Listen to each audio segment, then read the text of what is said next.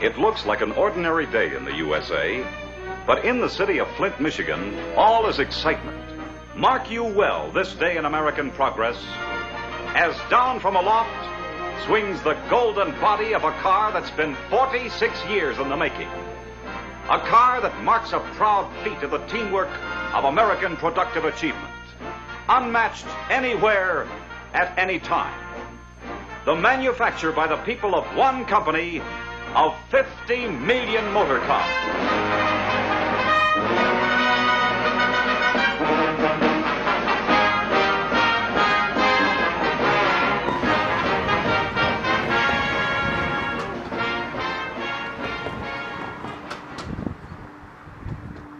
This used to be a General Motors, all General Motors town. People came from the South and they got jobs in the factory. You know, Flint used to be a booming town.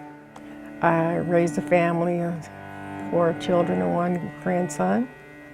We needed a second income, so I started working. Got married, had 5 children, and went back to work after being married 10 years. When I started in the shop, like I said, at 19, that was the best paying job around, you know, considering that I didn't have, you know, the college experience at that time. I was an inspector on an assembly line. I assembled the parts that went into the cruise control. You know, back when I was in high school, not too many girls went to college. I mean, unless you were going to be a nurse or a teacher. On weekends, I would wait tables. On Thursdays, Friday, and Saturday. I did bar work, mixing drinks, mingling with customers, just trying to make ends meet.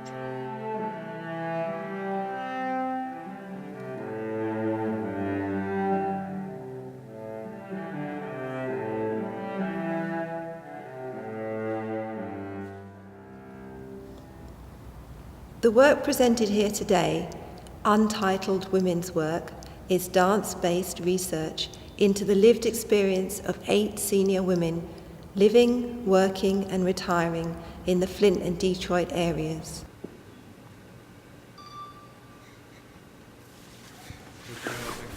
I was 19.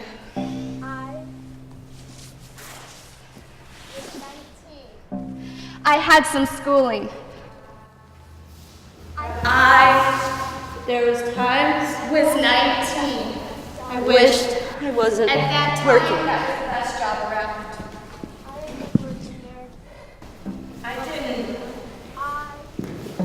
didn't think women should work in the shop back then. I thought it was a man's job. And especially after I started raising my grandson. With the benefits. Back in that time, your family could get you in the shop. The head. In between layoffs, I always wanted to carry on my education. I really didn't want to be there. I wanted to be at home. Then I got thinking about retirement so late in my life. I went to the shop. I was in my late 30s by then. My husband passed 4 years before I was to retire. So that was really a hard 4 years. My job was various jobs on the assembly line. For example, one job consisted of putting the oil pan on. And it was monotonous. Then I went to the body shop, and I did welding. I had these burn marks in my blouse and in my bra, but I needed it All the time while the line was moving. It was a retirement plan, basically.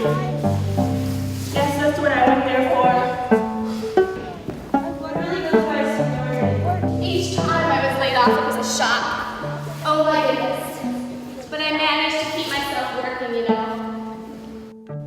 It was hard. They're all grown now. I get emotional. Third shift, you go in at 10 and get off at 6 a.m. And that was the shift I preferred. And In the last 5 years, I would study on the third shift because it worked better for me and my family. Hey. I wish I could stay at home and especially after. Experience is written on our bodies. As we researched, listened to the voices, our personal experiences made us notice themes in the women's stories. The worker, self, attempts to engage with the work institution in terms of her larger life. The work institution engages in terms of its economic goals. The work institution, job, starts to shape the worker, and at the same time she impacts on the work institution through how she yields.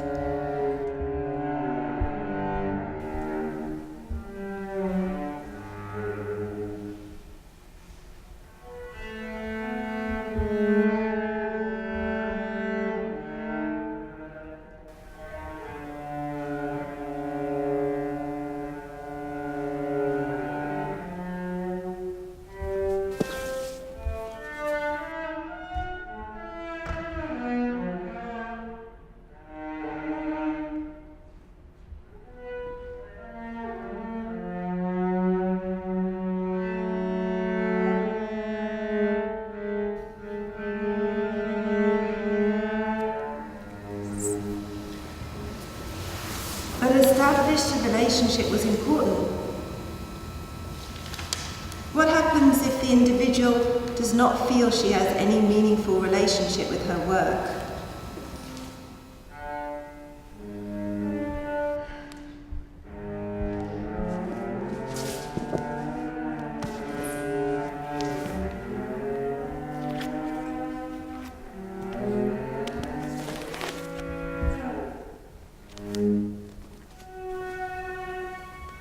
The voices, data, take on a life of their own. More than words. The themes weave in and out of each other, make connections we don't expect. A theme emerges. Rhythms. Within the relationship, the worker, self, has her own rhythm, her life. There seems to be a power structure where the better the job, the more able she is to be in her own rhythm. Maintaining her rhythm is part of what motivates her, keeps her going, while work becomes an obstacle to her sustaining her rhythm.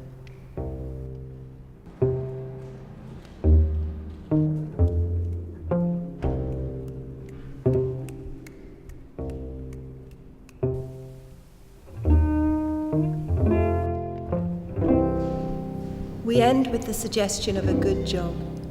Relationships and rhythms woven together, but not lost in each other.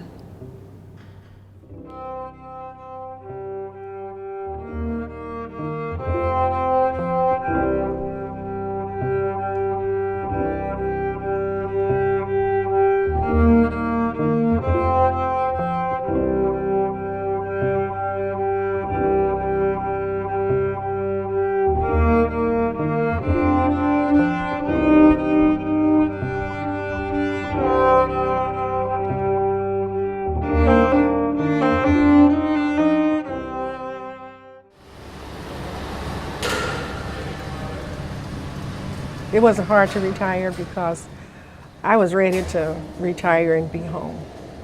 I had a lot of things to do, like enjoy the grandbabies, and I like traveling. I didn't travel often, but when I got a chance, I did. I had 2 husbands when I was young, and none of them, they didn't want to support anybody or help me. So I just told them to get out, and I did it on my own. Never got any child support, nothing.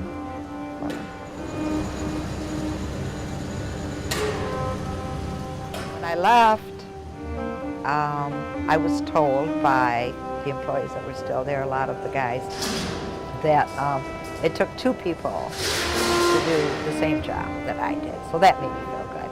Gave me a lot of confidence, you know. I think each position that I had, I learned a little bit more.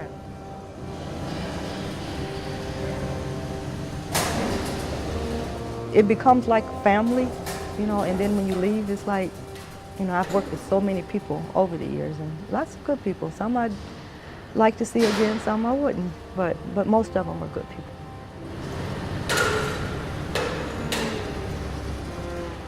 Well, I like most jobs because I like interacting with the people. You know, you meet a lot of different people, and you get to talk, you get to move around. You don't just sit in one place. That's why I enjoy it. I think you can adjust to just about anything you have to do. And it wasn't bad, but you know, if you don't have to work on an assembly line, if you work on a job that's outside the area of assembly, you work at your own speed, that's much better. Even though you're working fast, you're still controlling the speed, where you have no control over the speed of the parts coming down the assembly line. So yeah, we learn from our experiences, learn from our mistakes. You know, everybody back then, a lot of days, you know, we probably did silly things, said silly things. But yes, now those experiences are what makes me who I am today.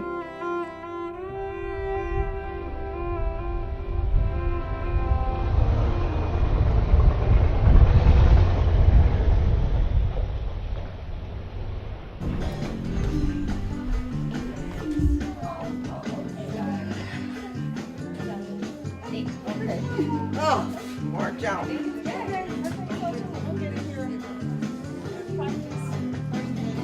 Yeah. Hi, Cliff. I think it's good. Oh. I can rush right on out of here.